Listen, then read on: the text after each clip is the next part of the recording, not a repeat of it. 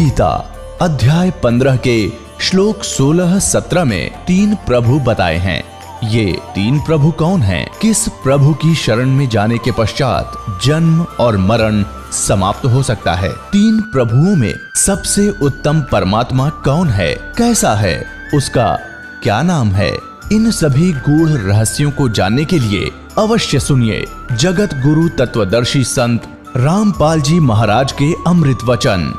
दर्शकों, भूत प्रेत बाधा और अदृश्य शक्तियों का साया बहुत भयावह होता है। कुछ लोग ऐसी चीजों पर विश्वास नहीं करते, जिसके ऊपर ये साया मंडरा रहा हो वही इसे बेहतर समझ सकता है। राजगढ़ के रहने वाले बाबूलाल जी के परिवार पर भी यही संकट था। इनकी पत्नी 25 वर्ष से भूत प्रेत बाधा से परेशान थी। इसके समाधान के लिए इन्होंने हिंदू समाज में प्रचलित सभी पूजा साधना की और यहाँ तक कि इतनी श्रद्धा थी कि इन्हें शिवजी और माता दुर्गा के दर्शन भी हुआ करते थे।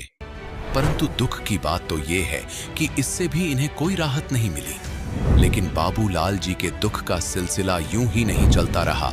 ये अंत तब हुआ जब इन्हें 17 अगस्त 2012 को प्राप्त हुई संत रामपाल जी महाराज की शरण। सतलोक आश्रम में प्रवेश करते ही इन्हें आत्मिक शांति का अनुभव हुआ और संत जी का शुभाशीर्वाद पाते ही इनकी पत्नी की भूत प्रेत बाधा दूर हो गई। साथ ही संत जी ने साक्षात प्रकट होकर इनके बेटे की जीवन रक्षा की।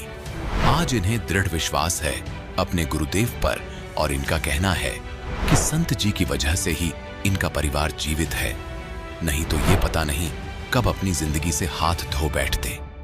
अब सुनिए बाबूलाल जी के जीवन परिवर्तन की सच्ची कहानी, उनकी अपनी जुबानी। नमस्कार जी। नमस्कार सर। क्या नाम है जी आपका? सर मेरा नाम बाबूलाल नागर है सर। बाबूलाल जी आप कहाँ के रहने वाले हैं? जिला राजगढ़ एमपी सुल्तानिया का रहने वाला हूँ सर। बाबूलाल जी संत रामपाल जी महाराज से नाम दीक्षा आपने कब ली? सर मैंने संत रामपाल जी महाराज से नाम दीक्षा 17/8/2012 को ली। सर संत रामपाल जी महाराज से नाम दीक्षा लेने से पहले आप क्या भक्ति साधनाएं करते थे? सर रामपाल जी महाराज से नाम दीक्षा लेने के पहले हम ये जो हिंदू धर्म में देवी देवता को पूजते हैं ये साधना करते थे। शिव जी को पूजते थे, माँ शेरावाली को पूजते थे। मैं चंडी माता का मतलब पूरा भगत था। और नवरात्रा में वो 6 महीने के 6 महीने वो नवरात्र आते हैं तो 9 दिन तक भंडारा भी नहीं, भोजन भी नहीं करता था, अंजल भी नहीं ग्रहण करता था और नंगे पाँव घूमता रहता था। इनसे मुझे कोई लाभ नहीं मिला। कई बार मुझे शिव जी साक्षात दर्शन देते थे, माता चंडी दर्शन देती थी और दुर्गा माता दर्शन देती थी, फिर भी उनसे मुझे कोई लाभ नहीं मिला। सर फिर आप संत रामपाल जी महाराज की शरण में कैसे आए? सर इतनी भक्ति करते हुए भी मुझे कोई लाभ नहीं मिला। फिर मैंने सोचा कि इस जीने से तो मरना ही ठीक है। ऐसा सोचकर मैं विचार कर रहा था कि हमारे गांव में एक भगत है कैलाश दास, उसने मुझे मतलब वो संत रामपाल जी महाराज की एक पुस्तक दी कि मतलब ये पुस्तक पढ़ और इसमें जो तेरी धर्मपत्नी को जो दुख है वो संत रामपाल जी महाराज से जो नाम दीक्षा ले लेगी तो ठीक हो जाएगी के। तो मैंने कहा इनसे नाम दीक्षा कैसे लेंगे? तो कि इस पुस्तक को पढ़ फिर सोचेंगे के। तो मैंने कहा ठीक है भाई। तो मेरी पत्नी को क्या है भूत प्रेत की भयंकर बाधा थी। तो मैं उस पत्नी को भूत प्रेत की बाधा के चक्कर में चारों दिशाओं में जितने भी देवी देवता है उन सभी जगह ले जा चुका था और मैंने 3 मोटरसाइकिल चला के तोड़ के लोहे में बेच दी है। लेकिन कहीं से भी कोई देव देवता से मुझे कोई लाभ नहीं मिला। और देवी देवता के यहाँ ले जाता था तो क्या देवता बोल देते थे कि भाई जा ठीक हो जाएगी, या तो फिर वो देवी देवता उस दिन आते नहीं थे। यात्रा करने जाता था तो आते नहीं थे और आते थे तो बोल देते थे कि चल ठीक हो जाएगी, और ठीक हो जाती थी तो 2-4 दिन ठीक होती, वापस वैसी हो जाती थी। तो फिर मैंने सोचा कि इससे तो ये तो ठीक होने वाली नहीं है। फिर मैंने एक बार फिर मैंने कहा हनुमान जी से कि हनुमान जी या तो इस पत्नी को ठीक कर दे या फिर इसको मार दे। तो हनुमान जी से भी कुछ नहीं हुआ। फिर मैंने वो पुस्तक पढ़ी तो मैंने सोचा कि क्यों ना सारी दुनिया के देवी देवता कर ही लिए, अब एक बार और संत रामपाल जी महाराज की शरण में जाके और देख लेते हैं, नहीं तो फिर मरेगी तो मर जाएगी।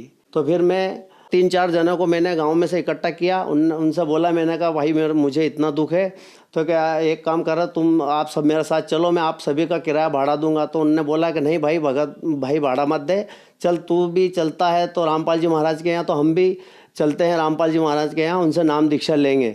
तो मैंने कहा चलो भाई। तो फिर हम रामपाल जी महाराज को ढूंढने के लिए उस ज्ञान गंगा पुस्तक को लेकर, उसमें पीछे नक्शा बना हुआ है। उस पुस्तक में जो नक्शा बना हुआ था, उस पुस्तक के नक्शे से हम हिसार हरियाणा गए। फिर वहाँ जाकर हमने संत रामपाल जी महाराज के आश्रम में जाकर देखा तो ऐसा लगा वहाँ तो जाते से ही मुझे इतनी शांति हो गई कि हो सकता है यहाँ अपनी पत्नी का दुख दूर हो जाए। फिर मैंने मालिक से मतलब रामपाल जी महाराज से नाम दीक्षा ली और नाम दीक्षा लेकर मैं घर आया। तो फिर मैंने अपनी पत्नी को बताया कि मैं वहाँ रामपाल जी महाराज के नाम दीक्षा लेकर आया हूँ, तू भी चल वहाँ नाम दीक्षा ले और तेरा भी भूत प्रेत की बाधा दूर हो जाएगी। उसको 25 साल से भूत प्रेत की बाधा थी, तो उसने बोला कि चलो ठीक है, एक बार रामपाल जी महाराज की शरण में भी जाके देख लेते, नहीं तो फिर मेरा मरना तो तय है। फिर मैंने उसको सतलोक आश्रम बरवाला ले गया और फिर मैंने उसको वहाँ श्री रामपाल जी महाराज की शरण में ले जाकर नाम दीक्षा दिलाई। सर, आपने बताया कि आप सभी देवी देवताओं के पास जा चुके थे, आपने सभी तरह की पूजाएं की। 25 साल से भूत प्रेत की समस्या थी, आप 25 साल से बहुत ज़्यादा दुखी थे, जो कि एक बहुत बड़ी बात है। लास्ट में आपको कहीं से लाभ नहीं मिला, तो फिर आपने सोचा कि अब संत रामपाल जी महाराज की शरण में जाया जाए। अगर परेशानियाँ ठीक होती हैं तो ठीक है, नहीं तो मेरा मरना तय है। फिर आपने संत रामपाल जी महाराज से नाम दीक्षा ली, तो क्या आपकी परेशानियाँ ठीक हुई जिनसे आप 25 साल से परेशान थे? जी हाँ सर, संत रामपाल जी महाराज से मुझे नाम दीक्षा लेने के बाद इतना लाभ हुआ कि मेरी भगतमती मतलब जो मेरी धर्म पत्नी है, जब मैंने उसको संत रामपाल जी महाराज के सतलोक आश्रम बरवाला में नाम दीक्षा दिलाई, तो नाम दीक्षा संत रामपाल जी महाराज ने सिर्फ मात्र उनके सिर पर हाथ ही रखा था। जो 25 साल से भूत प्रेत की बाधा थी वो एकदम दूर हो गई। मैंने उसको चारों दिशाओं में जिसने जहाँ बोला वहाँ ले गया, कहीं से भी ठीक नहीं हुई थी, जो संत रामपाल जी महाराज के सतलोक आश्रम बरवाला में जाकर ठीक हो गई। फिर उसके बाद मैंने सोचा कि जब अपनी पत्नी ठीक हो गई तो क्यों ना हम पूरे परिवार वाले ही संत रामपाल जी महाराज की शरण में जाकर सुख प्राप्त करें। तो फिर मैंने सोचा कि अपनी बालिका को भी नाम दीक्षा दिलाएं, तो उसको भी नाम दीक्षा दिलाई। फिर मेरा एक लड़का है, उसको नाम दीक्षा दिलाने का कहा, तो उसने बोला कि पापा साहब मैं नाम दीक्षा नहीं लूँ, आपको ही कल्याण कराना है तो आप ही कराइए, मुझे नहीं करवाना कल्याण। तो फिर मैंने संत रामपाल जी महाराज से प्रार्थना लगाई कि परमात्मा ये नाम दीक्षा नहीं ले रहा है तो क्या करूं। तो परमात्मा संत रामपाल जी महाराज ने बोला कि बेटा धीरे धीरे सब ठीक हो जाएगा, वो भी नाम दीक्षा ले लेगा। तो फिर ऐसे चलते चलते 1 साल हो गया। फिर मैंने उसको बोला कि भाई नाम दीक्षा ले ले संत रामपाल जी महाराज से, तेरी मम्मी कितनी मतलब परेशान थी जो ठीक हो गई। तो वो लड़ने लग गए मुझसे, और ऐसे करते करते क्या होगा, थोड़ी माथापच्ची हो गई। माथापच्ची होने में क्या हुआ कि वो घर से भाग गया।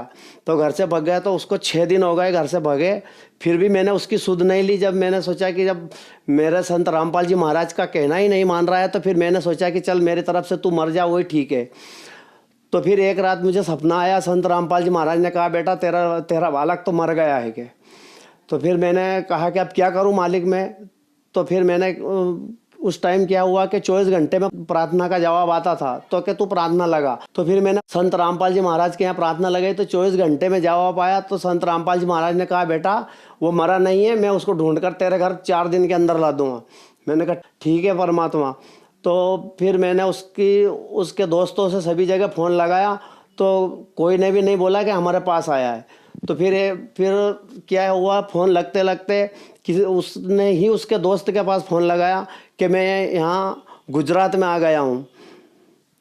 तो उसके दोस्त ने सर मुझे बोला कि भाई साहब कि वो तो गुजरात में है के। तो फिर मैंने बोला कि गुजरात में है तो उसके पास तो फ़ोन में बैलेंस भी नहीं है और फ़ोन भी ख़राब है जो डिस्चार्ज है। तो क्या मेरे पास दूसरे नंबर से फ़ोन आया था कि, तो मैंने कहा भाई मुझे वो नंबर बता। तो उसने मुझे नंबर बताया। तो फिर मैंने वो नंबर लगाए, तो वो नंबर संत रामपाल जी महाराज के ही थे।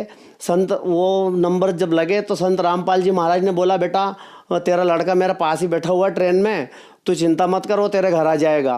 तो मैंने कहा सर आप कौन होते? कि बेटा मैं कोई भी हूँ, लेकिन तेरे बालक को तो घर भेज दूंगा कि मैं। तो मैंने कहा ठीक है सर आपका नाम बताइए। तो बेटा तुझे नाम से क्या करना, मैं तो तेरे बालक को तेरे घर ला के छोड़ दूंगा कि। मैंने कहा ठीक है सर आप कोई भी हो, लेकिन वो घर आ जाना चाहिए। तो कि बेटा घर आ जाएगा। तो सर वो फिर क्या है कि वो 4 दिन के अंदर ही वो अपने घर आ गया। और घर आने के बाद फिर फिर भी उसको मैंने बोला कि भाई आप तो नाम दीक्षा ले ले। तो क्या ठीक है देखा जाएगा पापा साहब, देखा जाएगा। फिर एक दिन क्या हुआ कि वो जंगल में अपने मतलब मैं किसान हूँ, तो क्या एक बार खेत में सो रहा था कुएं पे। मैंने कहा भाई तू आज मोटर चलाने चला जाए, मैं घर ही रह जाता हूँ। तो उनने बोला कि चलो मैं चला जाता हूँ। तो तो सर क्या है, उसको 15-20 लोग मारने आए रात को उस बालक को। तो उसने कहा मेरे पापा साहब के गुरुजी, अगर आप हो तो मुझे बचा दीजिए।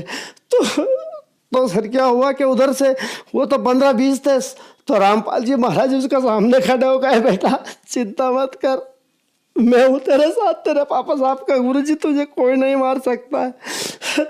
तो सर क्या हुआ कि वो जो 15-20 लोग आए थे ना, वो रामपाल जी महाराज को देखकर ऐसा भाग गए जो आज तक भी उसको कभी नहीं दिखाई दिया। फिर उसने दूसरे दिन बोला, पापा साहब मैं आपके गुरुजी आए थे मुझे बचाने के लिए, मुझे 20 आदमी मारने आए थे तो कि मुझे नाम दीक्षा दिला दो। तो मैंने कहा भाई ठीक है, नरसिंहगढ़ गांधीधाम जा और नाम दीक्षा लेके अपने घर आ। तो सर संत रामपाल जी महाराज ने मेरे ऊपर इतनी दया करी, अगर मैं उस दिन संत रामपाल जी महाराज के शरण में नहीं होता तो पता नहीं मेरी पत्नी भी मर जाती और मेरा बच्चा भी मालूम नहीं कहाँ होता। मेरे घर की आर्थिक स्थिति इतनी खराब थी कि मैं कुछ कह नहीं सकता, लेकिन अब संत रामपाल जी महाराज की दया से, सद्भक्ति करने से इतनी आर्थिक स्थिति ठीक है कि मैं आपको उसका भी वर्णन नहीं कर सकता हूँ। सर आपने बताया कि आपने संत रामपाल जी महाराज से नाम दीक्षा ली और आपकी पत्नी की 25 साल से जो भूत प्रेत की समस्या थी वो ठीक हो गई, आपको जो समस्या थी वो भी ठीक हो गई, आपके बच्चे की जान भी संत रामपाल जी महाराज ने बचाई। संत रामपाल जी महाराज ने आपके पूरे परिवार को बचाया। अगर संत रामपाल जी महाराज नहीं मिलते तो आपका पूरा परिवार आत्महत्या कर लेता। हम आपसे यहाँ एक बात पूछना चाहते हैं कि आपकी पत्नी को जो भूत प्रेत की समस्या थी 25 साल से, आपने सभी देवी देवताओं को दिखाया और चारों दिशाओं में आप घूम लिए, फिर आप संत रामपाल जी महाराज की शरण में आए और आपकी सभी समस्याएं ठीक हो गईं। तो संत रामपाल जी महाराज ऐसा क्या भक्ति मंत्र देते हैं जो चारों दिशाओं में घूमने के बाद भी आप लोग संत रामपाल जी महाराज की शरण में आकर ठीक हो जाते हो? सर जो संत रामपाल जी महाराज जो भक्ति देते हैं वो शास्त्र के अनुसार देते हैं, और जो ये धर्म गुरु जो भक्ति देते हैं उससे कोई भी लाभ नहीं होता है। इसलिए संत रामपाल जी महाराज ने जो सद्भक्ति दी है वो शास्त्र के अनुसार दिए, और जो मंत्र देते हैं वो शास्त्र के अनुसार ही देते हैं। उनके उस मंत्र में इतनी पावर है, उनके मंत्र के जाप करने से सभी दुख दूर हो जाते हैं। इसीलिए हम भी रामपाल जी महाराज की शरण में आए, और भक्त समाज से हमारा यही प्रार्थना है, हाथ जोड़कर, जो इन धर्म गुरुओं के चक्कर में पड़े हुए हो, हमारा आपसे हाथ जोड़कर निवेदन है कि इन सद्भक्ति करो, उससे ही लाभ होगा। इन धर्म गुरुओं के चक्कर में पड़ने से कोई फायदा नहीं होगा। सर आपने बताया कि सद्भक्ति करो, तो सर सद्भक्ति कैसे कर सकते हैं? सर संत रामपाल जी महाराज जो सद्भक्ति गीता भागवत के अनुसार बताते हैं वही सद्भक्ति होती है, और ये धर्म गुरु जो सद्भक्ति बता रहे हैं ये कोई सद्भक्ति नहीं है, इससे कोई भी लाभ होने वाला नहीं है। सर सद्भक्ति, सच्ची भक्ति कैसे प्राप्त की जा सकती है? सर सच्ची भक्ति संत रामपाल जी महाराज की गीता तेरा ज्ञान अमृत ज्ञान गंगा पुस्तक में लिखी हुई है, और जो संत रामपाल जी महाराज जो मंत्र देते हैं वो इन्हीं के अनुसार देते हैं। इसलिए संत रामपाल जी महाराज की शरण में आए, और संत रामपाल जी महाराज की शरण में आने का एक सुगम सरल उपाय है। चैनल पर 7:30 बजे से 8:30 बजे तक संत रामपाल जी महाराज का सत्संग आता है, हर रोज आता है। उसके नीचे जो पीली पट्टी चल रही है उसके ऊपर उसमें नामदान केंद्रों के फ़ोन नंबर लिखे हुए हैं, उनसे कांटेक्ट करके नामदान केंद्र का पता करके आप नाम दीक्षा ले सकते हैं। धन्यवाद सर। सत साहेब। दर्शकों, अभी आपने सुने संत रामपाल जी महाराज से दीक्षा प्राप्त करके सुखी हुए भक्त के अनुभव। अब देखिए जगत गुरु तत्वदर्शी संत रामपाल जी महाराज के मंगल प्रवचन। रहे नल नील यतन कर हार, तब सतगुरु से करी पुकार। रहे नल नील यतन कर हार, तब सतगुरु से करी पुकार। जा सतरेखा लखी अपार, सिंधुप सिलात रहने वाले। जा सतरेखा लिखी अपार, सिंधुप सिलात रहने वाले। धन धन सतगुरु सत कबीर, भक्त की पीड़ मिटाने वाले। भक्त की पीड़ मिटाने वाले, भक्त की। धन धन सतगुरु सत कबीर, भक्त की। डसी सरप ने जब जा पुकारी, इंद्रमती अकुलाय, डसी सर्प ने जब जा पुकारी। इंद्रमती अकुलाय, आपने तुरंत करी सहाय बेरूली। मंत्र सुनाने वाले आपने तुरंत करी सहाय बेरूली।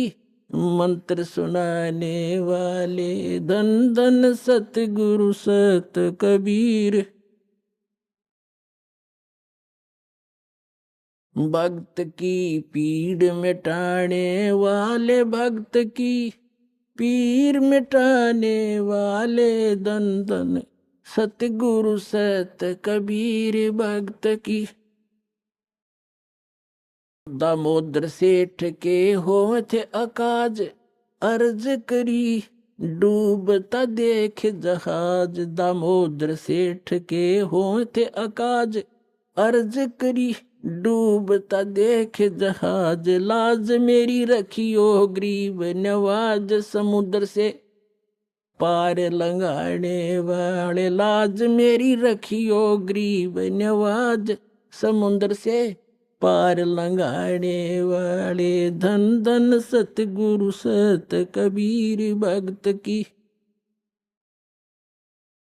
भक्त की पीड़ मिटाने वाले, भक्त की पीर मिटाने वाले, धन धन सतगुरु सत कबीर। कह कर जोर दीन धर्मदास दरस दे, पूर्ण करियो आस। कह कर जोड़ दीन धर्मदास दरस दे, पूर्ण करियो आस। मेटियो जन्म मरण की तरास, वो सत्य पद प्राप्त कराने वाले। मेटियो जन्म मरण की तरास, वो सत्य पद प्राप्त कराने वाले। धन धन सतगुरु सत कबीर। भक्त की पीड़ मिटाने वाले, भक्त की पीड़ मिटाने वाले, भक्त की पीड़ मिटाने वाले। धन धन सतगुरु सत कबीर। भक्त की भक्त की पीड़ मिटाने वाले, भक्त की पीड़ मिटाने वाले, धन धन सतगुरु कबीर। भक्त की कह कर जोड़ दीन धर्मदास दरस दे, पूर्ण करियो आस। कह कर जोड़ दीन धर्मदास दरस दे, पूर्ण करियो आस। मेटियो हो जन्म मरण की तरास, सत्य पद प्राप्त कराने वाले। धन धन सतगुरु सत कबीर। भक्त की पीड़ मिटाने वाले। डसी सर्प ने जब जाए पुकारी, इंद्रमती अकुलाए। आपने तुरंत करी सहाय, बिरहुली मंत्र सुनाने वाले। परमात्मा ने लीला की। रानी ने पूछा, महाराज ये कौन सा मंत्र था? परमात्मा ने कहा, बेटा बिरहुली मंत्र है। बिरहुली मंत्र क्या? कि राम नाम जप बिरहुली है, गुरु की शरण में रह बिरहुली। वो तो एक बहाना बनाया था कि इस बालक को बढ़ा दूं, लेकिन वो तो समझ सकती है मंत्र की क्या आवश्यकता उसको। अब रानी की खुशी का ठिकाना नहीं रहा, और राजा का भी दचगी, गारडू भी फेल, वैद्य भी फेल। इतना जरूर मान लिया संत ठीक है, लेकिन राजा की बुद्धि 7वें आसमान पर होती है। पुण्यकर्मी प्राणी होते हुए भी वो दुर्भागी होता है जो भक्ति नहीं करता, और रानी होते हुए या राजा होते हुए जो भक्ति करते हैं, सत साधना करते हैं, चाहे कैसे भी कर रहा है। परमात्मा कहते हैं, चाहे कोई भक्ति करे कपट की और उसको भी अपनाऊं, और श्याम दाम दंड भेद से ती फिर सिद्ध मार्ग लाऊं। अब देखो, परमात्मा काल को आने भी नहीं देता, इसलिए आने दिया रानी का जच्चा ना हो या बात। संत जो साची कह गया, परमात्मा ये समझ रहे थे कि या फिर छोड़ दे हो, दूसरा गुरु आते ही उसके भी चरण छुआ और उसकी भी आरती तारो। और पुण्यात्मा, गुरु को तजे भजे जो आना, अरता पशुआ को फोकट ज्ञाना। परम संत ने छोड़कर फिर वो नकलियां फिर भी आस्था जिसकी है तो वो फोकट ज्ञान है, श्रद्धा नहीं बनी उसकी। जैसे पति भरता पति से राती, आन पुरुष नहीं भावे, और बसे पीहर में सुरत प्रीतम में ऐसे ध्यान लगा। यानी नकली गुरु को त्यागने के बाद क्योंकि पहले तो आपके पास कोई पैमाना ही नहीं था मापन का, जांच करने का कोई ऐसा वस्तु नहीं थी, विकल्प नहीं था। अब दास आपको पहले संत को जांचने के पैमाने देता है कि इसे नाप के देख लियो जिसके पास ये ज्ञान है। जैसे धर्मदास जी भी पहले ऐसी दूसरी साधना करता था। जब परमात्मा ने उसको सच्चा ज्ञान सुना, वो फिर भी बुद्धि भ्रष्ट हो गई थी बीच में, तो फिर परमात्मा मिले नहीं थे। तो उसने सोचा साधु संत के रूप में मिले थे, कोई भी संत मिलता धर्मदास उसके पास जाता और जाती कहता महाराज जी ठीक सो, कहाँ आजा बच्चा, ठीक है। वो क्या प्रश्न करता था कि ब्रह्मा विष्णु महेश के माता पिता कौन है? तो वो कहता था अरे ये तो अजरो अमर है, सर्वेश्वर है, ये कहाँ से बात उठा लिया? तो तभी उठकर चल पड़ता था कि ना ये संत नहीं है। तो उसके पास एक पैमाना था उनको जांचने का, और जब उसने परमात्मा मिले दोबारा फिर वो पूरा काम उनका होना ही था। तो पहले तो आपके पास कोई ऐसा था नहीं मेजरमेंट टेप जिससे आप उसको नाप सकते थे, तोल सकते थे, जांच सकते थे।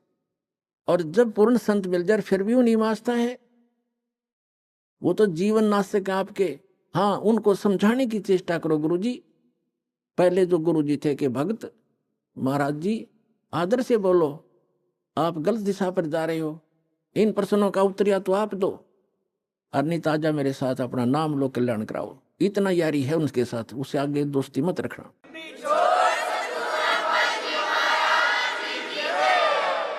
अब इस काल को नहीं आने देते किसी रूप में, उस घर में झांक भी नहीं सकता काल। तो दाता ने इसलिए छोड़ा था कि अपना कर लेगा काम, अरे इस बेटी का भी यकीन हो जाएगा, नया जीवन फिर नाश कर देगी, बीच में डूब देगी सारी कहानी ने। तो उसके बाद ऐसा दृढ़ विश्वास हुआ उस लड़की के, और परमात्मा बिना कुछ भी दिखाई नहीं दे। नौ राजा मना करे फिर, इसका तो जीवन दान मिल गया मेरी रानी का इस संत से। परमात्मा आते जाते रहे घर पे, ज्ञान सुनाते, भोजन करके उसको उद्धार करते, उसका धर्म बनवाते। तो एक दिन रानी ने कहा कि महाराज मेरे पति को भी समझा दो। अच्छा बेटा बुला ले उसको। राजा बुला लिया, परमात्मा लागे समझाने के भाई परमात्मा की भक्ति करनी चाहिए, और ये राजपाट सदा नहीं रहता, एक दिन मृत्यु भी होएगी, परमात्मा की भक्ति करते रहना। तो राजा क्या कहता है, महाराज जी देखो मैंने तो पार्टी अटेंड करनी पड़ती है, क्यों गुटी छुट्टी लानी पड़ती है, और मेरे पास समय नहीं है। लेकिन मैं आपकी चेली न मना नहीं करता, कितना या दान करो और कितना सत्संग करवा लो, मेरे बस की बात नहीं है भक्ति करना। परमात्मा ने समझा देखो राज भी करो भक्ति भी करो। भक्ति में क्या लगता है, आप पार्टियों में जाते हो, शराब मत पियो। वैसे तो साधु संत हो जाएंगे, पार्टी सुहावे को नहीं आपने, फिर भी किसी कारणवश जाना पड़ जाता है तो वहाँ काजू खाओ, किशमिश खा लो, वही बादाम खा लो और सेब संतरे खा लो, ये शराब अड़ंगा क्यों पियो? तो बहुत समझाया, अग्नि महाराज जी मेरे बस की बात नहीं, फिर देखूंगा। कुछ दिन के बाद परमात्मा ने फिर प्रार्थना करी, बार बार रह रहकर समझाया, मान्या नहीं।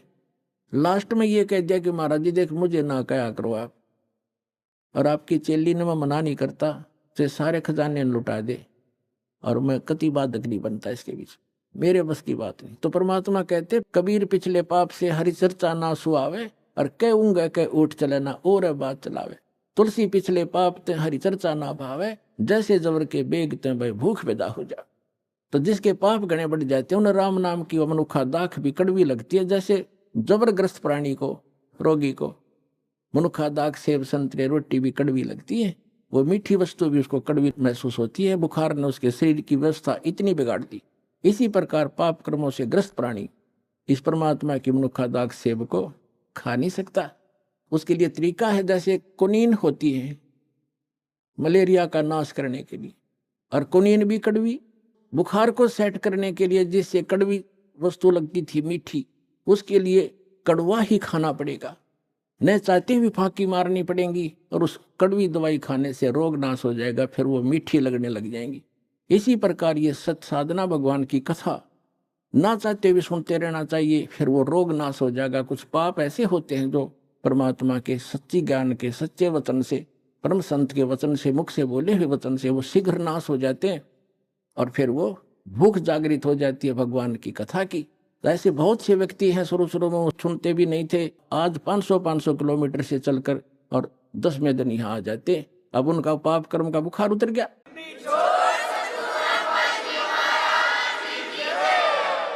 अब परमात्मा ने कहा था कि बेटी आज तू 40 वर्ष की थी जब तेरी डेथ होनी थी। उसने कहा जी हाँ बिल्कुल ठीक 40 वर्ष की थी जिस दिन मेरे को सर्प डसा, और अब मैं चाहूंगा जब मरेगी तू काल नहीं मार सकता तुझे। अब वो रानी होगी 80-82 वर्ष की।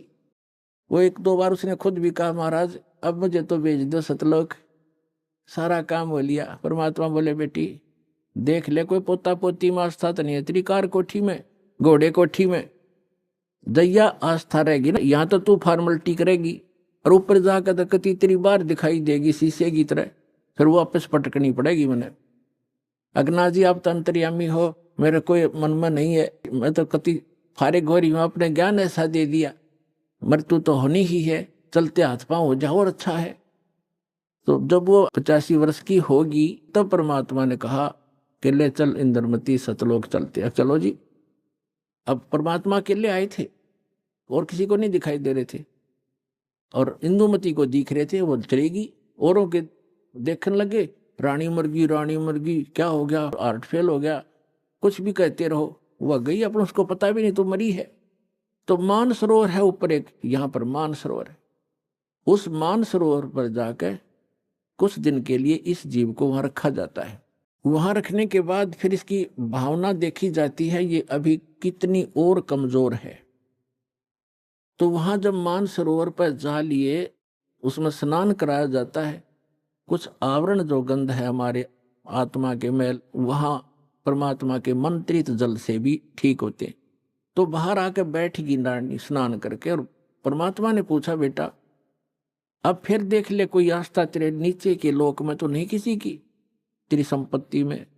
तो उसके मन में एक बात खटकेगी कि हे महाराज आपके ज्ञान से मुझे तो बहुत कुछ जानकारी होगी, लेकिन जो संसार की दृष्टि में जो मेरा पति है, अब तो मुझे अपने ओरिजिनल पति का पता लग गया, परम अक्षर ब्रह्म वो हमारा पति है। लेकिन शरीर का जो पति है वो बहुत बड़ी आदमी था, लेकिन उसकी नालायकी है मालिक, उसने भजन नहीं किया। लेकिन आज जो मुझे उपलब्धि हुई है उसमें उसका बहुत बड़ा सहयोग है मेरे पति का, उसने मुझे मना नहीं किया। यदि वो मुझे मना करता तो पत्नी तो अपने पति के विवश होती है, वो आपको भी प्रवेश नहीं करने देता समर्थ था और मुझे भी भक्ति से वंचित करा देता। उस देवता ने कोई बाधा नहीं करी। यदि उसका कोई क्रेडिट बना हो इस काम का तो मेरी प्रार्थना है भगवान उसको भी शरण में लेना। पुण्यात्मा परमात्मा जान गए कि यह भी कमजोरी है।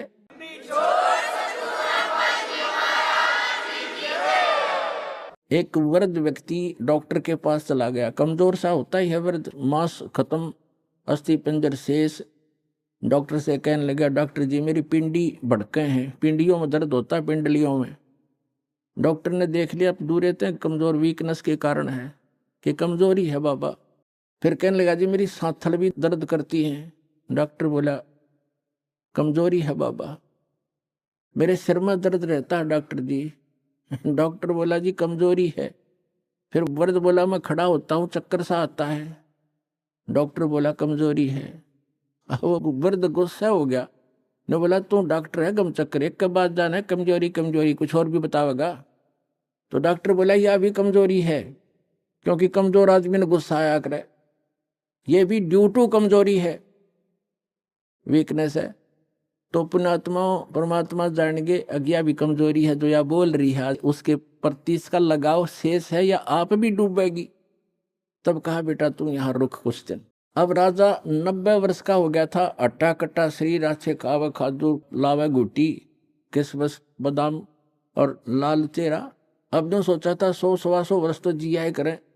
अब राजा आया चौक में आया बाहर से घूम के, 90 वर्ष की उम्र होगी थी, और आते ही नीचे उतरा घोड़े से। नौकर आसपास खड़े, अंगरक्षक साथ से बाहर से आए थे, और पलंग तक भी नहीं पहुंचा, गद गिरा और टट्टी पेशाब निकल गई। यम के दूत खड़े दिखाई दे, जुबान बंद होगी। उसका टाइम आ गया, सेकंड भी नहीं दे, एक सांस भी नहीं दे काल तो, और खिंच खिंच कर सांस आन लग गया। टट्टी पेशाब निकल गई, नू आंखें फट गई। वैद्य बुद्धों ने अपनी सारी जंतर मंतर कर लिए, सारी दवाई दे दी। फिर वो समझ गए कि अब इसका अंत समय है। तब परमात्मा ने कहा कि देख बेटी, उस अफलातून की क्या हालत हो रही है, देखो यम के दूत खड़े चारों तरफ और उसको कैसे डरा रहे हैं। उसकी जुबान बंद कर रखी है उन्होंने, अब ये बोल नहीं पा रहा, और धरती तोलता फिरे था, कहे कि नहीं मानने था। तब रानी बोली, देख लो जी, मैं क्या बताऊं आपने, उसने मेरी मदद बहुत कर रखी है। परमात्मा समझ गए कहा या के कहना चाहो है, तो कहने लगा बेटी मैं जाता हूँ। तो परमात्मा आकर प्रकट हो गए वहाँ उनके चौक में। कबीर साहब के आते ही यम के दूत ने हो गए खखाट, एकदम गायब हो गए। राजा होश में आ गया, और उसने सामने परमात्मा खड़े दिखाई दिए, चरणों में पड़ गए। और वो यम के दूत आकाश में दिखे, वो नो देखकर कभी भगवान की तरफ देखे। परमात्मा बोले, भाई आज तेरा एंड आ गया था चंद्र विजय, तेरा सांस शेष नहीं था। ने बोला जी सही बात है। तो परमात्मा बोले, अब क्या चाहिए तुझे? अगर जी मैंने भक्ति दे दो, भक्ति दे दो, भक्ति करूंगा। तो अपने आत्मा अब आँख खुला आदमी की, जब पक्की यकीन हो जाए कहाँ टिकट कटेगी, तब भगवान दिखाई देता है। कहते हैं दुख में सुमन सब करे, सुख में करे ना कोई। और जय सुख में सुमन कर ले, दुख क्यों होए? तो परमात्मा बोले 2 साल दूंगा तेरे को, और 2 वर्ष में जो भक्ति कर लेगा तो ठीक से, ना तो फिर तेरी बिरान मिट्टी हो जाएगी। दे के बच्चों ने राजपाट और बैठ गया माला लेके। 2 साल के अंदर सारी कसर काट ली। कहते हैं जीवन तो थोड़ा ही बला, जब सत सुमरण हो, और लाख वर्ष का जीवन लिख रहनी को। तो इस प्रकार उन दोनों प्राणियों का मोक्ष किया उस कबीर भगवान ने। तो कबीर साहब कहते हैं, भक्ति बीज होए जो हंसा, और तारों तास के 71 वंशा। आपकी 101 पीढ़ी पार करेगा भगवान, ये सत्कर मान लियो, लगे रहना आखिरी सांस तक।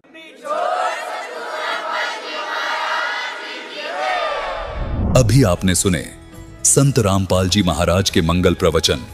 आइए अब सुनते हैं संत रामपाल जी महाराज जी से नाम दीक्षा लेकर सतभक्ति करके अद्भुत लाभ प्राप्त करने वाले अनुयायियों के विचार। जिस प्रकार आम के पेड़ से फल प्राप्त करने के लिए हमें उसकी जड़ों में जल डालकर सिंचाई करनी होती है, ठीक उसी प्रकार अगर हमें सांसारिक सुख सुविधाएं और लाभ चाहिए तो शास्त्र विधि अनुसार जड़ रूपी पूर्ण परमेश्वर की भक्ति करनी होगी। ये अजब गजब उदाहरण अपने साक्षात्कार में प्रस्तुत किया है रोपड़ पंजाब के रहने वाले अवतार सैनी जी ने।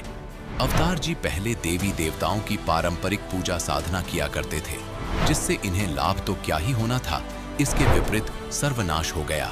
ऐसा इसीलिए क्योंकि जो ये साधना कर रहे थे वो शास्त्रों के अनुकूल नहीं थी। इससे इनके भक्ति रूपी पौधे को पोषक तत्व नहीं मिल पा रहा था, जिस कारण ये दुखी थे। पर जब से इन्हें मिली पवित्र पुस्तक ज्ञान गंगा, तब से तो मानो इनकी जिंदगी बदल गई हो। इस पुस्तक के लेखक तत्वदर्शी संत रामपाल जी महाराज जी से प्राप्त पूर्ण परमेश्वर की भक्ति करने से इनके भक्ति रूपी पौधे में यथावत सिंचाई हुई और फलस्वरूप सांसारिक सुख सुविधाएं भी मिली। संत जी की असीम कृपा से इनके साथ अद्भुत चमत्कार हुए हैं। सुनिए अवतार जी की मुंह जुबानी, उनके जीवन परिवर्तन की ये सच्ची कहानी। सर नमस्कार। नमस्कार सर। सर क्या नाम है आपका? मेरा नाम सर अवतार सैनी है, मैं डिस्ट्रिक्ट रोपड़ से आया हूँ। अवतार जी, संत रामपाल जी महाराज जी से नाम दीक्षा लेने से पहले आप क्या भक्ति साधना करते थे? सर संत रामपाल जी महाराज की भक्ति करने से पहले मैं बहुत सारे देवी देवताओं की, सबसे ज़्यादा तो हम लगता था पीर जी हमारे घर में फेमस है, जो परंपरागत पूजा थी उनकी ही करते थे। लेकिन उनकी भक्ति करते करते लाभ तो क्या होना था, सर्वनाश हो गया। इस दास का कम से कम 3 से लेकर 4 लाख रुपया उल्टा नुकसान हुआ है और वहाँ से कोई भी लाभ नहीं हुआ। लेकिन सर जैसे कि आपने बताया कि पहले आप देवी देवताओं की पूजा करते थे और जो पारंपरिक पूजाएं होती है वो भी आप करते थे, तो सर हम आपसे जानना चाहते हैं कि जब आपको उस भक्ति को करने से कोई लाभ नहीं मिला तो फिर आप संत रामपाल जी महाराज जी के शरण में क्यों गए? देखिए, संत रामपाल जी महाराज की शरण में ऐसा था कि मेरा एक दोस्त था शिवदास। एक्चुअल में हम मार्केटिंग में इकट्ठा ही काम करते थे, लेकिन वो मेरा जूनियर था। तो उसने मेरे को बताया कि अवतार जी, क्योंकि उन दिनों में काफ़ी दुखी था, क्योंकि बिजनेस मेरा काफ़ी डाउन में चला हुआ था। तो इतना कोसता था कि परमात्मा को कि देखो मेरे साथ वाले लोग कितने आगे निकल गए, लेकिन मेरा बिजनेस इतना डाउन में क्यों चला हुआ है। तो उन दिनों में वो मिला, तो उसने बताया कि क्या आप परमात्मा के बारे में जानते हो। तो मैंने उससे बोला कि हाँ जानते सभी है, लेकिन ये है कि आप अच्छा काम करो, परमात्मा सभी की फिल्म बनाता है। लेकिन उसने मेरे को बताया कि नहीं, परमात्मा का सह शरीर है, उसका नाम कबीर है। तो उन्होंने बोला कि यदि आप वाकई में जानना चाहते तो ये बुक है ज्ञान गंगा, तो इसको आप पढ़िए। यदि आप इनकी भक्ति करोगे तो संत रामपाल जी महाराज है जो इनकी भक्ति बताते हैं परमात्मा की, वो भक्ति करने के बाद आपको बहुत बढ़िया लाभ होंगे। तो मेरे मन में भी आया कि मैं बहुत सारे पीरों फकीरों के पास घूम चुका हूँ, लेकिन यहाँ से तो कोई राहत नहीं मिल रही। चलो एक ट्राई और करके देखते हैं, ये भी करके देख लेते हैं। सर आपने बताया कि आपको एक बुक मिली, सर उस बुक का नाम क्या था? उस बुक का नाम ज्ञान गंगा था, जिसको पढ़ने के बाद मेरे को लगा कि हाँ यहाँ से कुछ बढ़िया हो सकता है, क्योंकि उसमें सही शास्त्र अनुकूल भक्ति बताई गई थी। संत रामपाल जी महाराज भी बताते हैं कि जो लोग शास्त्र विधि के अनुकूल भक्ति करते हैं उनके सभी दुखों का नाश होता है, इसलिए मैंने वो भक्ति अडॉप्ट की। सर जैसा कि आपने बताया कि आपको ज्ञान गंगा पुस्तक मिली और उसको आपने पढ़ा, सर हम आपसे जानना चाहते हैं कि ऐसा उस पुस्तक में क्या लिखा हुआ था कि उसको पढ़ के आपने संत रामपाल जी महाराज जी से नाम दीक्षा ले ली, या सर ऐसा उस पुस्तक में क्या लिखा हुआ था जिसने आपको प्रभावित किया? देखिए, उस बुक में लिखा हुआ था कि जैसे एक मान लीजिए पेड़ है, यदि आपने आम का पेड़ बोया है तो यदि आपने उसके मीठे आम खाने हैं तो आपकी उसकी जड़ों में पानी डालना पड़ेगा। इसी प्रकार शास्त्र अनुकूल भक्ति का मतलब है कि जो मूल भक्ति है वो भक्ति करना एक ऐसा, मान लीजिए जैसे एक जड़ को पानी डालना है, वो भक्ति करने के बाद हमें जो संसारिक सुविधा है वो ऑटोमेटिकली मिलती है। वो उसका जो प्रमाण है उस भक्ति का हमारे शास्त्रों में भी है, वेदों में है, गीता में है, गुरु ग्रंथ साहब में है, सभी शास्त्रों में इस भक्ति का प्रमाण है, इसलिए मैंने उस भक्ति को किया। सर हम जिस भी संत रामपाल जी महाराज जी के अनुयायी से मिलते हैं तो वो बताते हैं कि उनको संत रामपाल जी महाराज जी से नाम दीक्षा लेने के बाद लाभ मिले हैं। तो सर हम आपसे जानना चाहते हैं कि आपको संत रामपाल जी महाराज जी से नाम दीक्षा लेने के बाद क्या लाभ मिले? देखिए, संत रामपाल जी महाराज के नाम दीक्षा लेने के बाद इस दास को बहुत सारे लाभ हुए, उसमें से एक मोटा मोटे बताता हूँ। इस दास के पास ये नाम दीक्षा लेने से पहले इस दास के पास अपना कोई घर नहीं था। सतगुरु रामपाल जी महाराज की दया से इस दास का सबसे पहले 7 से लेकर 8 लाख एक घर बन गया, जो कि इस दास की बिल्कुल औकात नहीं थी, क्योंकि मैं पहले ऑलरेडी बिजनेस में डूब चुका था, 3 से लेकर 4 लाख का घाटा बढ़ चुका था। तो संत रामपाल जी महाराज की दया से एक तो वो 5-6 लाख का जो घाटा बढ़ा था मेरे को, उस जख्म के ऊपर मलहम लगी, उसके बाद इस दास का एक घर बना। और सबसे बड़ा लाभ परमात्मा ने दिया मेरे को कि जहाँ पे मैंने घर बनाया वहाँ पे चंडीगढ़ मनाली रोड पे मेरा घर है, और वहाँ से जो एक सड़क वालों की जो कंडीशन होती है, तो वहाँ की दूरी होनी चाहिए कम से कम 180 फुट मीटर लगवाने के लिए, तो उसकी दूरी थी 160 फुट।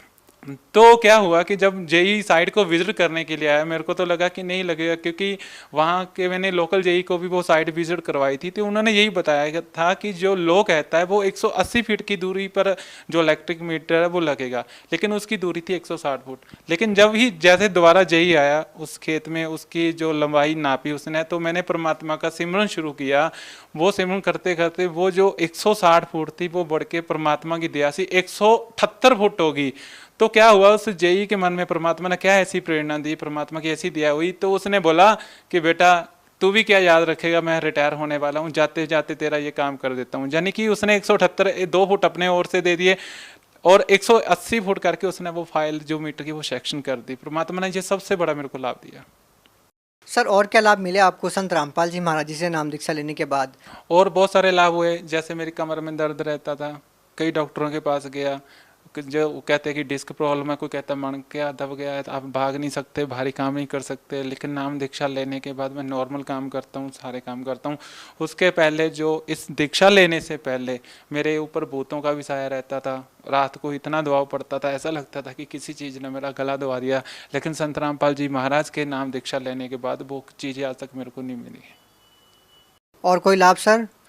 उसके अलावा जो मैं काम करता था वो तो छोड़ दिया, लेकिन संत रामपाल जी महाराज ने एक और प्रेरणा दी। मैं आज की डेट में एक मिनी रेस्टोरेंट चलाता हूँ, जिसमें मेरे को बहुत अच्छी इनकम है, मैं अपनी घर की रिक्वायरमेंट पूरी करता हूँ। सर जैसे कि आपने बताया कि पहले आप देवी देवताओं की पूजा करते थे, आन उपासनाएं करते थे। सर हमने सुना है कि जो भी संत रामपाल जी महाराज जी से नाम दीक्षा लेता है और वो देवी देवताओं की भक्ति छोड़ देता है, संत रामपाल जी महाराज जी के बारे में भी ये कहा जाता है कि देवी देवताओं की भक्ति छुड़वाते हैं। सर क्या कहना चाहेंगे, क्या कारण है? नहीं, ऐसा कुछ नहीं है, ये लोगों की गलत धारणाएं हैं। संत रामपाल जी महाराज उनकी भक्ति छिड़वाते नहीं है, उल्टा उनको एक शास्त्र के अनुकूल भक्ति बताते हैं। जो शिव जी है, कई लोग ये कहते हैं कि मेरा दोस्त ये कहता है कि यार तूने शिव जी की भक्ति छोड़ दी, ब्रह्मा की छोड़ दी। हमारे संत रामपाल जी महाराज उनकी भक्ति छुड़वाते नहीं, उल्टा सही तरीके से कैसे करनी है, कैसे वो लाभ देते हैं वैसे करवाते हैं। जैसे मान लीजिए एग्जाम्पल फॉर संत रामपाल जी महाराज भी बहुत बार उदाहरण देते हैं कि ये भक्ति कैसे काम करती है। ये हमारे एक बॉडी का पार्ट है, हम हमारे से दूर नहीं है, इनके अलावा भी हमें सुविधा नहीं मिल सकती। लेकिन संत रामपाल जी महाराज कहते हैं कि इनकी भक्ति, इनके मंत्र ऐसे काम करते हैं। जैसे मान लीजिए आप के घर में आपने वायरिंग कर रखी है, फैन लमका हुआ है, लाइट लगा हुआ है, लेकिन घर में मीटर की सप्लाई नहीं है, लेकिन आपको उसको जलाना है, वो कैसे जलेगा? एक समझदार बंदा क्या करेगा कि बिजली वालों के ऑफिस जाएगा, वहां पे अपना लोड अप्लाई करेगा, फाइल अप्लाई करेगा, मीटर अप्लाई करेगा।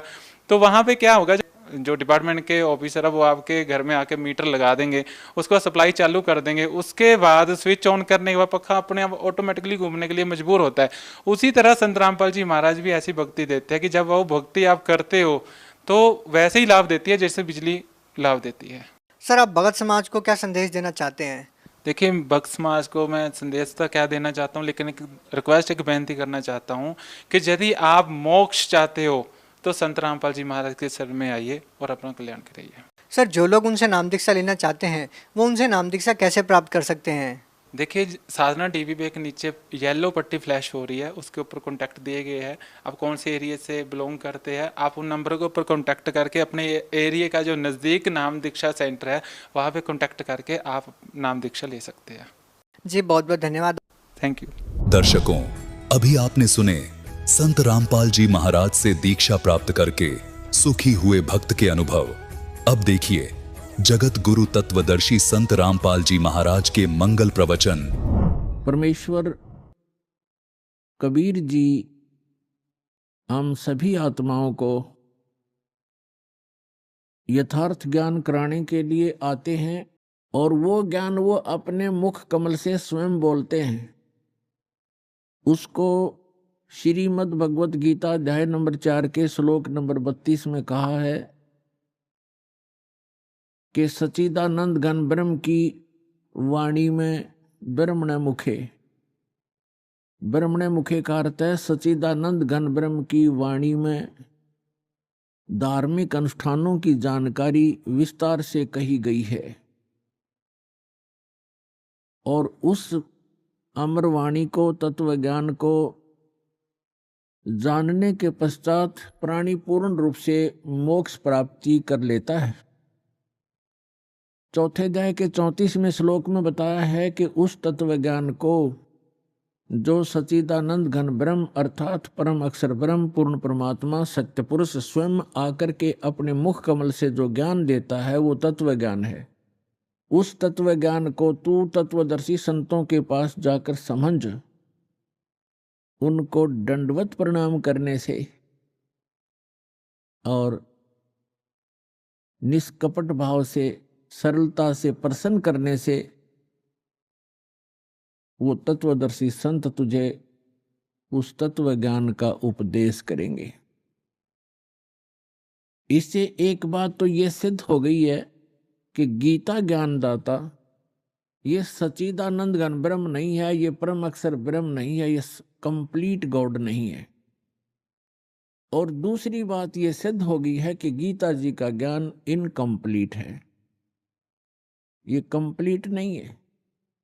क्योंकि गीता ज्ञानदाता स्वयं कहता है कि कोई तत्व ज्ञान है और वो गीता से हटकर है।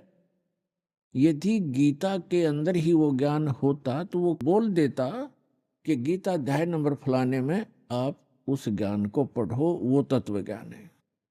उसने स्पष्ट किया गीता ज्ञानदाता ने कि कोई और ज्ञान है जो गीता का ज्ञान मैं दे रहा हूं उससे हटकर है और वो कंप्लीट ज्ञान है, कंप्लीट स्पिरिचुअल नॉलेज है। और तीसरा कंसेप्ट ये क्लियर हो गया कि गीता ज्ञानदाता भी उस तत्व ज्ञान से परिचित नहीं है। इसलिए उसने तत्वदर्शी संतों के पास जाकर तत्व ज्ञान को समझने के लिए अर्जुन को कहा है।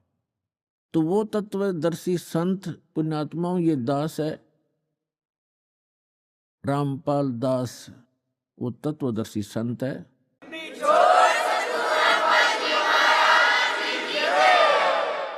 जिस ज्ञान का श्री ब्रह्मा, श्री विष्णु, श्री शिव जी को ज्ञान नहीं, देवी को ज्ञान नहीं, गीता ज्ञान दाता इस सर्व पुरुष ब्रह्म को ज्ञान नहीं, वो ज्ञान परमेश्वर ने अपनी अमृत वाणी में, कबीर वाणी में लिखा हुआ है।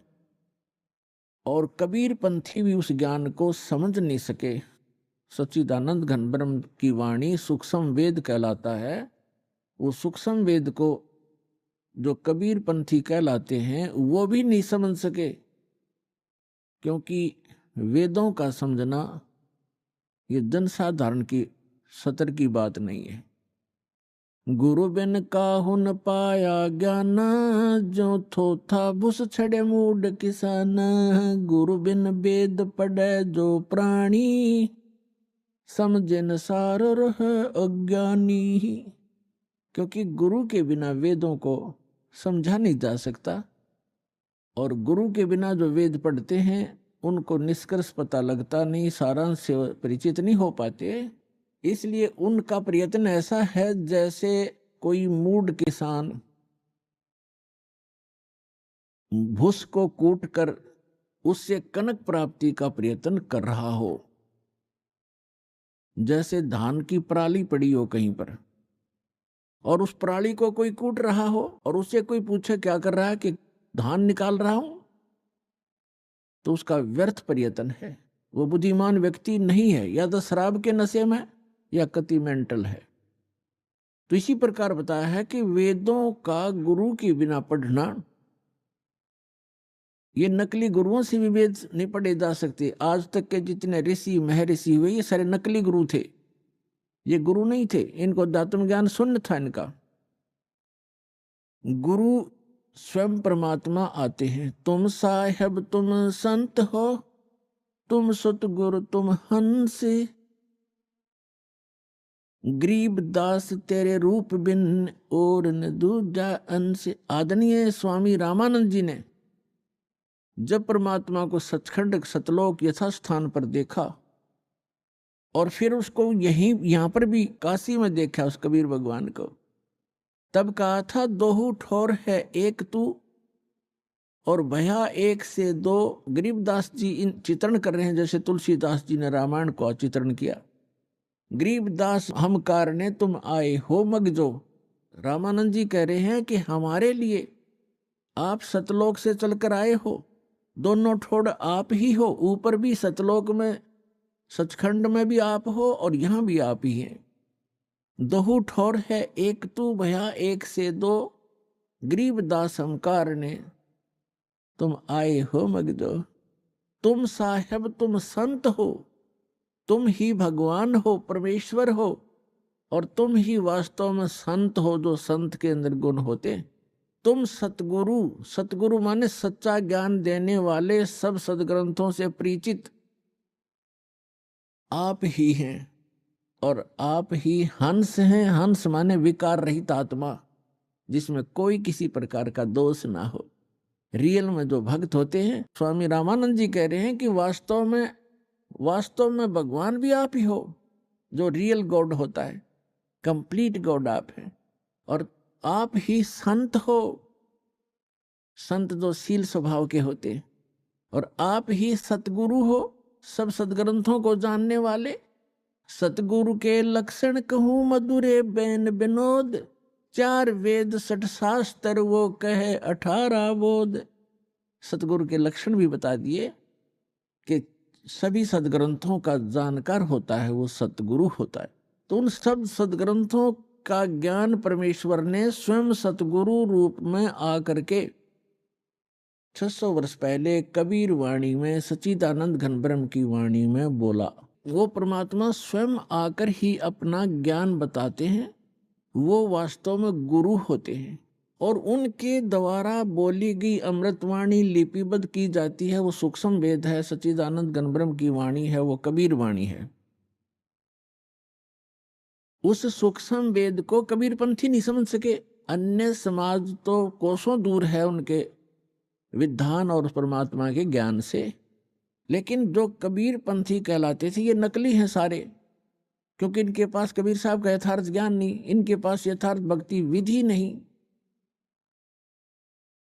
तो इसलिए उसके पश्चात परमात्मा स्वयं फिर अन्य महापुरुषों को भी मिले अपना साक्षी बनाने के लिए कि कबीर इज गॉड। पुण्यात्माओं, परमात्मा का जो ज्ञान है परमात्मा ही करा सकता है। जीव अपनी शक्ति बल से या अपने अभ्यास प्रयत्न से परमात्मा को नहीं जान सकता।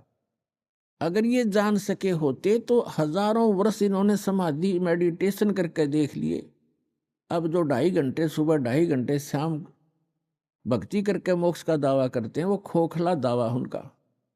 हजारों वर्ष उन्होंने इस शरीर में खूब टक्कर मार ली और लास्ट में कह दिया गॉड इज फॉर्मलेस, परमात्मा निराकार है, परमात्मा का केवल प्रकाश देखा जा सकता। तो परमात्मा नहीं देख सके वह, परमात्मा का जब प्रकाश देखा है तो परमात्मा बिना प्रकाश होगा किसका? वो तो ऐसा है जैसे ये शरीर है हमारा, ये ऐसा है जैसे किसी सरोवर तालाब के साथ में कोई मकान बना हो, कोई महल बना हो, और उस सूर्य का प्रकाश उस सरोवर के जल से रिफ्लेक्ट होकर, प्रतिबिंब होकर के, और उस मकान की किसी छत पर लग रहा हो, तो वहां उसका प्रकाश तो सूर्य का है लेकिन वो सूर्य नहीं है। और कोई ये कहे ये प्रकाश तो सूर्य का है जो घर में हम देख रहे हैं, लेकिन सूर्य निराकार है, तो क्या वो बुद्धिमान व्यक्ति हो सकते? तो इस शरीर रूपी महल में उस परमात्मा का रिफ्लेक्टेड यानी प्रतिबिंब देखते हैं ये लोग, और लास्ट में इन्होंने यही मान लिया कि परमात्मा निराकार है, परमात्मा का केवल प्रकाश देखा जा सकता है त्रिकुटी में या जहां भी वो ध्यान का व्यर्थ प्रयत्न करते। तो परमात्मा बिना प्रकाश किसका हो गया वो? तो परमात्मा निराकार कैसे है? जब उसका प्रकाश आपने देखा तो है कहीं वो?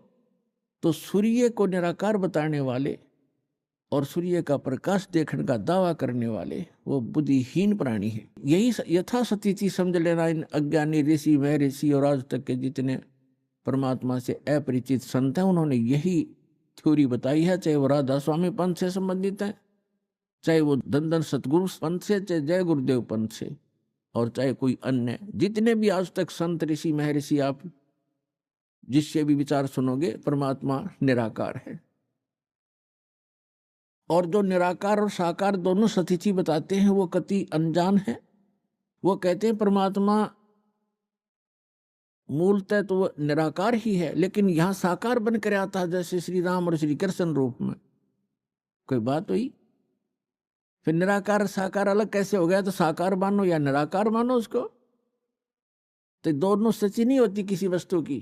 कोई नहीं होगा अंधा भी है और दिखा भी है, ये दोनों बात थोड़ी हो सकती है कि अंधा है तो अंधा ही है, उसको दिखता नहीं फिर, और दिखता है फिर अंधा कैसे?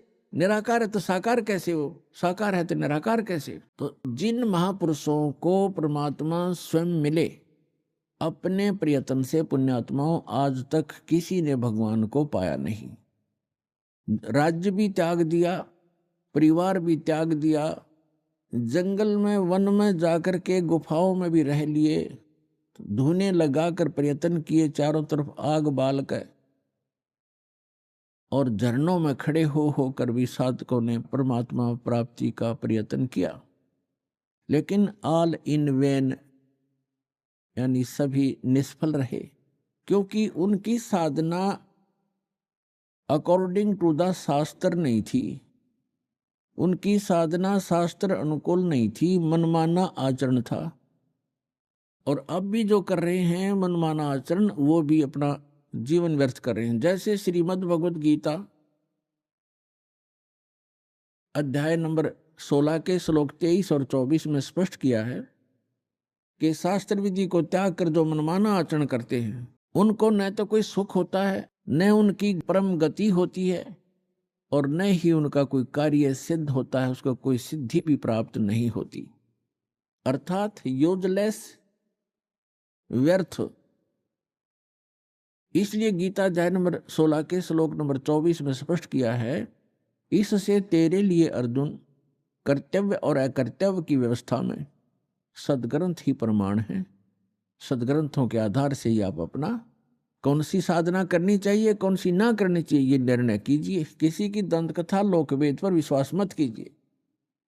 तो जितने भी ये कह रहे हैं कि परमात्मा निराकार है, वो एक कहीं रहता नहीं है, उसका कोई बॉडी नहीं है, परमात्मा बॉडीलेस है, तो ये सब भ्रमित हैं, इनको कतई ज्ञान नहीं अध्यात्म मार्ग का। और जिन महापुरुषों को परमात्मा आकर मिले वो स्वयं ही आकर मिले, उनका एक विधान है, वो ऐसी लीला करते ही करते हैं जैसे हमारे वेद प्रमाण करते हैं। ऋग्वेद मंडल नंबर 9 सूक्त 86 मंत्र 26 और 27 में, ऋग्वेद मंडल नंबर 9 सूक्त 82 मंत्र 1, 2, 3 में, ऋग्वेद मंडल नंबर 9 सूक्त 54 मंत्र 3 में, ऋग्वेद मंडल नंबर 9 और सूक्त 94 के मंत्र 1 में, ऋग्वेद मंडल नंबर 9 सूक्त 95 के मंत्र नंबर 2 में, ऋग्वेद मंडल नंबर 9 सूक्त 96 के 96 के मंत्र 16 से लेकर 20 में, ऋग्वेद मंडल नंबर 9 सूक्त 20 के मंत्र 1 में, ऋग्वेद मंडल नंबर 9 सूक्त 1 मंत्र 8 और 9 में। और भी अनेक स्थानों पर यह प्रत्यक्ष प्रमाण है कि परमात्मा ऊपर रहता है सतलोक में, तेजो में, लोक में, धाम में। वो एक पृथ्वी है जो स्वप्रकाशित है और वहां परमात्मा एक राजा के समान विराजमान है, सिंहासन पर, यानी तख्त पर, सिंहासन पर कहो, तख्त कहो। जैसे कहते थे ना, दिल्ली के तख्त पर बाबर का राज्य इतने वर्ष तक रहा। तख्त माने सिंहासन, गद्दी। तो अनंत कोट ब्रह्मांड के कंट्रोलर के सिंहासन यानी तख्त पर वो परमात्मा राजा के समान विराजमान है और वहां से गति करके आते हैं, अच्छी आत्माओं को मिलते हैं और उनको यथार्थ ज्ञान कराते हैं, अपने से परिचित कराते हैं।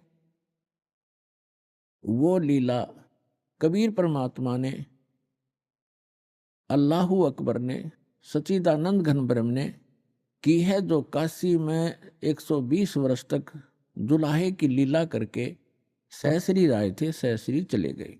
अपने गुणों के अनुसार वो परमात्मा किन किन महापुरुषों को कलयुग में मिले, जो दास के नोटिस में है, नॉलेज में है। आदरणीय धर्मदास साहिब जी, आदरणीय मलुकदास साहिब जी, आदरणीय दादू साहिब जी, आदरणीय नानक साहिब जी, सिख धर्म के प्रवर्तक, आदरणीय गरीबदास साहिब जी, गांव छुड़ानी, जिला ददर, हरियाणा वाले, आदरणीय गीसा दास जी, गांव खेखड़ा, जिला मेरठ, उत्तर प्रदेश वाले, आदरणीय स्वामी रामानंद जी, बनारस वाले, काशी वाले। इन महापुरुषों को वो परमात्मा अपनी लीला अनुसार, अपने गुणानुसार मिले और इनको सचखंड लेकर गए। धर्मदास जी को जब सचखंड लेकर गए, 3 दिन तक वो अचेत रहे, 3 दिन और 3 रात।